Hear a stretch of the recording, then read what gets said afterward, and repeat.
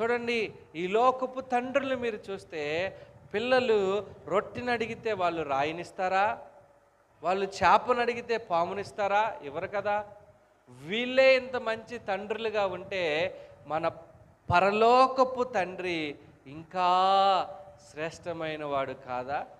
ఆయన ఎంత శ్రేష్టమైన వాడంటే, అడిగిన దానికంటే, ఊహించిన దానికంటే అత్యధికముగా అనుగ్రహించే దేవుడుగా ఉన్నారు. హల్లెలూయా. మీ జీవితంలో ఆ తండ్రి పట్ల మీరు ఎలాంటి విశ్వాసాన్ని కలిగి ఉన్నారు? ఆ తండ్రి పట్ల మీరు ఎలాంటి ఉద్దేశం కలిగి ఉన్నారు? నిజంగా ఆ తండ్రి యందు సంపూర్ణమైన స్థిరమైన విశ్వాసం కలిగిన వారు కలవరపాటుకి చెందరు, చింతించరు. దేనికి చింతించరు.